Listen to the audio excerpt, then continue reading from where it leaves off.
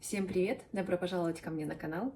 Простите, что редко выпускаю видео, но то не было настроения, то я себя плохо чувствовала. Иногда кажется, что это никому не нужно. Я что-то показываю в Инстаграме, и когда ко мне прилетает очень много вопросов, я понимаю, что думаю, наверное, людям интересно, наверное, стоит об этом снимать видео и рассказывать. Самый частый вопрос, который ко мне поступает, это о школе ребенка. И именно об этом сегодня я хочу с вами поговорить. Естественно, перед приездом в Великобританию мы изучали тему школ и выяснили, что самые престижные школы являются католические или, в принципе, церковные. Когда мы изучали этот вопрос, очень многие, особенно русские ребята, хотят отдать своих детей в католические школы, но сталкиваются с большими проблемами. Опять же, мы это узнали из интернета, из видео, из каких-то статей. Так сказать, слухи.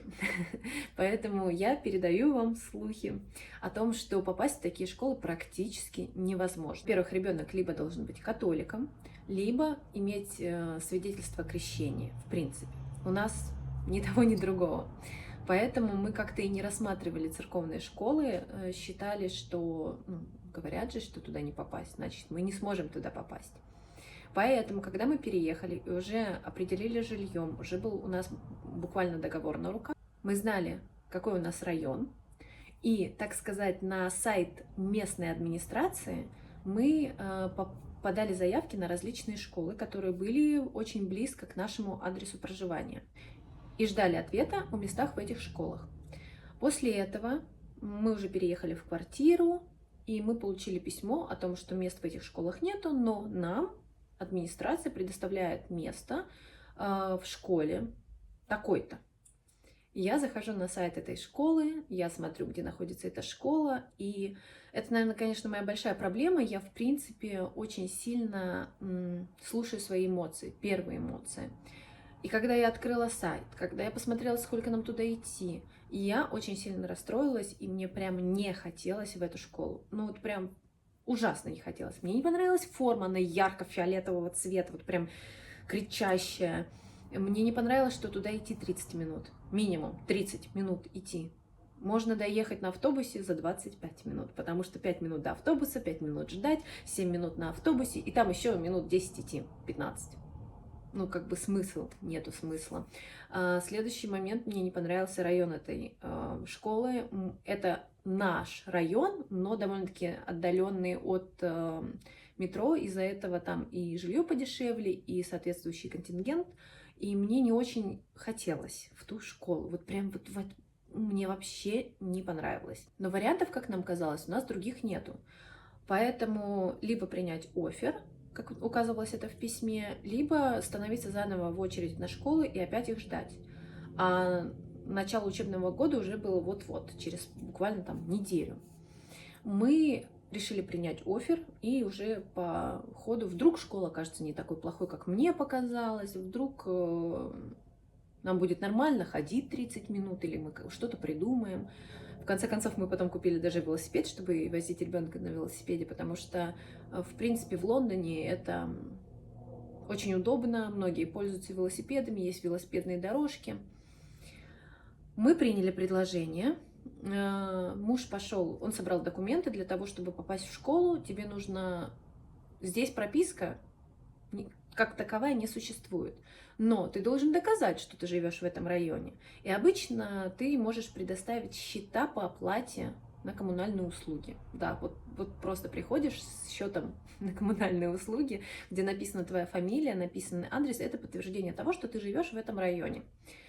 Плюс заполняешь анкеты и прилагаешь какие-то документы, вот виза, еще что-то. Муж собрал эти документы и отправился в школу. Он предоставил документы, они еще попросили адрес и телефон той школы, в которой раньше Рома учился. И это мы предоставили. Они там им позвонили, потом написали письмо, им ответили, что вот Рома хороший ученик, берите его. И они сказали, хорошо, приходите через неделю, еще какие-то там анкеты заполнять. Муж пришел еще через неделю, уже начался учебный год. Он заполнил все анкеты, все сдал. Они говорят, что мы вам позвоним и назначим встречу с директором на, так сказать, прослушивание.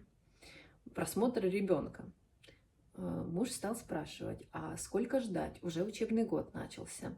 Они говорят, ну, мы не можем сообщить. Он говорит, ну, хотя бы примерно 3 дня, неделя, 2 недели. Они говорят, ну, в пятницу, возможно, мы с вами свяжемся. Проходит эта неделя, наступает пятница, нам никто не звонит. Муж позвонил сам, у них автоответчик, он оставил сообщение. Они не перезвонили. Мы такие, ну ладно, хорошо. Проходит еще дня 3, уже там середина следующей недели, муж опять звонит, никто не отвечает, опять автоответчик. Да, можно было бы сходить в школу и, так сказать, разузнать. Но я туда не рвалась, мне туда вообще не хотелось, поэтому, наверное, поэтому мы как-то и оттягивали этот момент. Но наступила как бы точка кипения, мы очень сильно разозлились, и муж просто взял и написал во все церковные школы, которые в нашем районе, в ближайшем. У нас буквально на соседней улице есть католическая школа, но проблема в том, что там до 2 класса, а Рома у нас попадает во 2 класс. И вроде потом опять менять школу, как-то опять ему привыкать, адаптироваться. Мы решили, что, наверное, это не самый лучший вариант. Потом как-то я пошла гулять по нашему району. Я гуляла, смотрела, мне просто хотелось изучить наш район. Я повернула на улицу, смотрю, школа.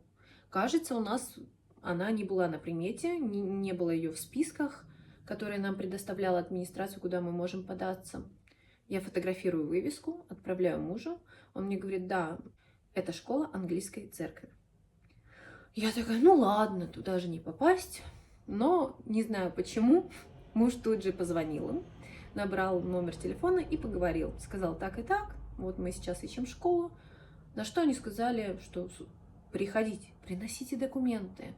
У нас сейчас нету мест, но мы будем знать о вас, мы, если что, вам позвоним. Муж, недолго думая, зашел на их сайт, распечатал анкету, заполнил и через час сходил в школу. Отнес эти документы. Они были очень удивлены, что, в принципе, он заполнил все анкеты, все документы, все, он прям папку с документами принес, с подтверждением адреса и так далее. На что они нам сказали, что не переживайте, вдруг место появится, мы вам сообщим, но вот сейчас, к сожалению, мест нету. Ну, нету и нету. Идти туда было бы удобно, где-то минут 15, прям по прямой, по спальным районам. Даже я доходила бы минут за 10. Проходит пару дней, и они звонят мужу и говорят, знаете что? Это был, по-моему, четверг. Приходите завтра в 8 утра, мы вам покажем школу. В понедельник ребенок приступает к учебе. Мы так этого не ожидали, мы просто, мы ждем уже 2-ю неделю ответа от школы, которую нам назначила администрация. И они нам так и не звонят. Здесь мы просто пришли, и нас сразу взяли. Тем более в церковную школу, куда как бы вроде не попасть. Мы даже немножечко опешили, потому что мы ждали от более близких школ, католических ответа. Но решили сходить в пятницу на просмотр школы. Мы пришли, мы поговорили с заучем этой школы, мы посмотрели школу. Мне понравилось очень многое в этой школе. Мне понравилось самое, наверное, главное, это то, что у каждого класса отдельный свой выход на улицу. Для меня это кажется очень безопасно. Второй момент, который мне понравился, это то, что школа огорожена 2 заборами.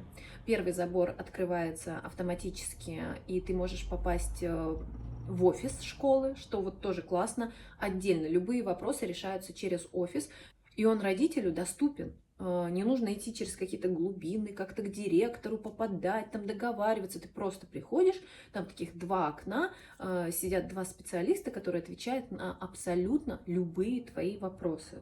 Вот на абсолютно любые, даже если они какие-то супер дурацкие. И следующий забор, который нужно преодолеть, чтобы попасть в школу, уже открывается человеком, там такой замочек с ключом, они открывают в определенное время, когда детей запускают в школу и когда наступает время, чтобы родители забрали детей из школы. Это все по часам, по минутам, все четко.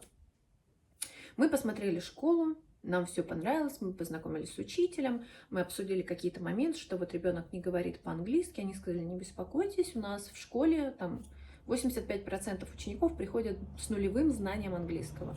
И сейчас они благополучно учатся в нашей школе. нам все понравилось. Мы купили форму, и уже в понедельник ребенка отвели в школу.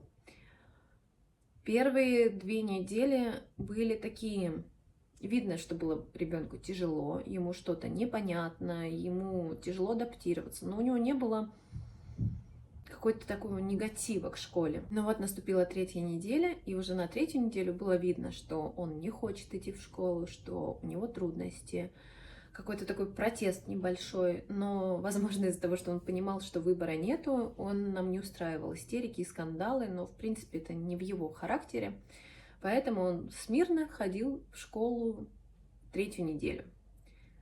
Вот эту 3-ю неделю мне было тоже очень сложно смотреть на это, смотреть, как ребенок с трудом справляется с этими сложностями. Я ничем ему помочь не могу, но прошла 3-я неделя, наступила 4-я неделя, и уже стало чуть-чуть вот что-то меняться. Я вижу, что он начинает чуть-чуть английским увлекаться, начинает спрашивать, а что это слово означает, а как так, вот это сказать, а как вот это перевести. И я смотрю, что адаптация пошла уже вот по возрастанию. Еще первые несколько недель мы не понимали, что у Ромы, оказывается, есть дополнительные уроки. Его прям в середине дня забирает другой учитель, уводит в класс, в котором собираются все дети с нулевым знанием английского, и они изучают алфавит, звуки, буквы, какие-то простые слова, как читать какие-то слова. У него прям отдельный урок английского. Мы его называем ABC. Вот прошел 1-й месяц, и как раз наступили каникулы. После каникул Роме было довольно-таки сложно идти опять в школу, потому что, как он говорит, мама, я слышу голоса в голове. И я понимаю, что это английский, который он пытается перевести, очень много мыслей, звуков именно в голове. И сейчас уже заканчивается 2-й месяц, как он ходит в эту школу, и за этот месяц уже прям виден большой прогресс. Он начал коммуницировать с детьми, он начал разговаривать, он начал отвечать, он отвечает на уроках, потому что цифры, слова какие-то он, естественно, знает. Но вот именно предложениями большими, например, как они обсуждают какие-то сказки, вопросы, он пока еще не может. Но на математике, но одним каким-то словом он уже может изъясниться, он уже больше адаптирован, он уже может сказать своим друзьям «go play game», и они идут с ним играть, или еще что-то такое. Даже была недавно такая ситуация, когда мы стояли, ждали, когда придет учитель. Да, кстати, я об этом не рассказала, тоже интересно. Это совсем по-другому, чем в наших школах. Прежде чем пойти в класс, то есть нету такого, что ты приводишь ребенка в школу, открываешь школу, туда его запускаешь, и он убегает в неизвестность. Нет, это все не так происходит. Мы заходим на территорию школы, там такая площадь, на ней нанесены линии, и каждая линия обозначает класс. И ты встаешь на свою линию, дети в линеечку строятся. По звонку приходит учитель, он забирает всех детей и уводит их в класс. Соответственно, нету такого, что дети бегают там по школе, еще что-то такое происходит без участия учителей. И когда мы приходим его забирать, мы приходим прямо под двери класса, который выходит на улицу, дверь открывает учитель, смотрит на родителей, он знает, чей родитель, и называет имя ребенка, и ребенок выходит. Они выходят все по очереди по тому, как назвал их учитель. И это тоже очень так вроде строго, но при этом мне нравится, что нету хаоса, есть какая-то дисциплина, и для ребенка, который не говорит по-английски, очень все понятно. Потому что, как я сказала однажды Роме, что, например, если бы там было дозволено вставать среди урока, молча брать, уходить, вставать, брать, не знаю, свои вещи, еще что-то, то Рома, как человек, который не говорит по-английски, ему было бы непонятно, что происходит. Он тоже должен встать и пойти или нет, или что. А когда есть дисциплина, когда есть понятные правила, когда дети, например, все встали и пошли все за куртками, Рома понимает, что, скорее всего, ему тоже нужно встать и пойти за курткой, потому что это наступил там период, когда они идут на прогулку, и так далее. Мне это нравится. Некоторые родители ругаются, что вот, очень строго, дети не могут там самовыразиться или еще что-то. Но в нашем случае у нас нету каких-то недовольствий этим. Мне наоборот это нравится, что ребенку все понятно. Ну так вот, и когда мы один раз стояли с Ромой, ждали учителя с остальными его одноклассниками, одноклассник поворачивается такой к Роме и говорит: "Where is Mr. Hughes?" Это их учитель. Он говорит: "Где наш учитель мистер Хьюз?" Я хотела перевести Роме, что, мол, твой одноклассник спрашивает. Но я даже не успела, потому что Рома ему сказал: "I don't know". Я такая: вау. Может быть, для взрослых может показаться, что, ну, ерунда. А для меня это кажется каким-то таким огромным прогрессом у ребенка, который, во-первых, понял, что его спросил его одноклассник, во-вторых, он знал, что ему на это ответить, и это не урок, это просто какая-то жизненная ситуация. Я была вообще очень довольна. И однажды тоже они ходили классом в местную библиотеку, что мне тоже нравится в этой школе, что у них очень много каких-то внешкольных занятий. Они вот ходили в библиотеку, плюс, так как это церковная школа, они ходили в церковь один раз собирать еду для фудбанка, для нуждающихся.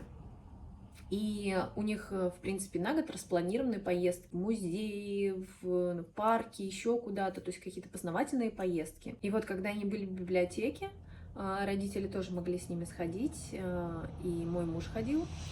И там они читали книжку, и человек, который читал книжку, задавал тоже какие-то вопросы, и однажды на один из вопросов Рома тоже ответил. И для нас это тоже было сюрпризом, что он уже и понимает, и может отвечать, и самое главное, что он не боится этого. И очень часто задаваемый вопрос мне еще о том, что раз это церковная школа, чем она отличается? Они там молятся без конца или что? Да, у них включены молитвы, у них есть даже такой урок религия, но на этом уроке они не только изучают религию английской церкви, они изучают все религии. В чем отличие, в чем, наоборот, совпадение, почему существуют разные религии. И ну, это же классно, когда ребенок будет знать больше, чем я, например. Потому что у меня вот в этом плане как раз, как я считаю, большой пробел. Плюс у них бывает, что они ходят на молитву, и у них бывают всякие церковные праздники, которые прям отмечаются. Приходит батюшка в школу, они собираются в зале, у них нету актового зала, у них есть что-то вроде спортивного зала, где проводятся и мероприятия, и у них там же и обед происходит. И вот приходит батюшка, и он там читает, я не знаю, проповеди, молитвы какие-то. Меня это особо не беспокоит, что вот как секта какая-то, нет. Мне кажется, что все это так довольно-таки легко, и в любом случае ребенку будет полезно быть всесторонне развитым. У нас также есть еще что-то вроде электронного дневника, но так как это все-таки начальные классы, Рома у нас во 2 классе, но это больше по возрасту, чем по каким-то знаниям. Ему просто положено уже в этом возрасте ходить во 2 класс. 7 лет, 2 класс. 2 класс — это, по сути, как 1 класс в России, например. И вот у них есть электронный журнал, и для этих детей там нету оценок. Например, есть хороший ответ. Вот такую оценку получил Рома вчера. Или быстрая скорость, внимательное прослушивание и еще что-то там, хорошее поведение. И вот просто это какие-то как наклеечки с ракетами, с ухом вот таким, еще что-то. И получается, что это и не оценка, которая тебя оценивает от 0 до 5 или от 0 до 10, а просто вот тебя отметили. И дети набирают эти очки какие-то, у них, у каждого в этом приложении есть такой аватар. Они его могут одеть, они могут там ему глаза выбрать, улыбку выбрать, ботинки выбрать. Это очень тоже весело и забавно. Ребенку очень интересно. И у него, ну, мне кажется, что такая система оценок, она не вгоняет детей в какой-то стресс, что я лучше или я хуже остальных детей. Просто вот у него есть такая там отметка, что он сегодня хорошо ответил. Молодец. Это классно. Также нас прикрепили к платформе, которая называется что-то вроде как обучение с родителями. И там повторяются уроки, которые они проходили по математике, например, где рассказываются, как считать десятками, как вычитать десятками, на примерах всякими бусинами, кубиками. И мы смотрим эти видео, например, и мы повторяем то же самое, выполняем какие-то задания. Ну, правда, сейчас я на это не нахожу времени, сил, если честно, но в любом случае я понимаю, что если я услышу от ребенка, что он что-то не понял, в чем-то не разобрался, мы можем открыть эту платформу, посмотреть этот урок и разобраться вместе. Тоже здорово, что можно помочь так ребенку. Что мне еще понравилось, то что учитель работает с классом не один, у него есть ассистент, который, в принципе, выполняет такую же работу, как и учитель. И я не знаю, сколько у Ромы в классе детей, но думаю, где-то от 20 до 30, скорее там 22-25. И на этих 25 детей двое взрослых. И мне это очень нравится, потому что внимание уделено почти каждому ребенку. Еще мне нравится, что обед у них длится около часа, и дети могут спокойно покушать и никуда не торопиться. Потом они могут отправиться на прогулку. Пока мы в целом довольны школой, нам кажется, что адаптация проходит плавно, постепенно и вполне неплохо. У нас не было еще истерик, чтобы Рома кричал: «Нет, не хочу, не буду, не пойду в школу». И он, в принципе, сейчас прям вот идет с удовольствием в школу, когда уже прошло 2 месяца, когда он уже запомнил правила, режим, запомнил всех детей, учителей, он спокойно к этому относится и спокойно идет в школу. И даже так интересно, когда мы начинали ходить, там спрашиваешь, как прошел день? Норм. Сейчас уже спрашиваешь, как прошел день? Да, отлично, да, супер, здорово, все было классно, был классный день. Это, конечно, очень приятно слышать и видеть, что ребенок твой уже находится в какой-то такой комфортной среде и комфортно переживает переезд в новую страну. Я попыталась рассказать, и я знаю, что я еще тот рассказчик, могу прыгать с темы на тему, но вдруг какие-то вопросы появятся, пишите, я с удовольствием отвечу. Всегда рада каким-то вопросам, рада реакциям, потому что иногда кажется, что эта тема совершенно никому не интересна, да кому она надо, это ваш опыт, кому нужен ваш опыт. Но когда мне пишут потом в Инстаграме много вопросов, даже люди, которые не собираются переезжать в Великобританию, которым как бы и не нужны какие-то данные, но им очень интересно, потому что это другая страна. Я думаю, класс, людям интересно, я хочу тогда им рассказывать. Поэтому, если вдруг у вас есть вопросы, обязательно их пишите, постараюсь на них ответить. Спасибо, что остаетесь со мной, несмотря на то, что я выпускаю видео очень редко. Я правда постараюсь это делать чаще, тем более у меня есть о чем рассказать, и я давно обещала показать нашу квартиру, но каждый раз это откладываю. Не знаю, что с этим делать. Вы уж меня простите. Так что до новых встреч. Надеюсь, что в следующий раз я выпущу видео побыстрее. Всем пока-пока.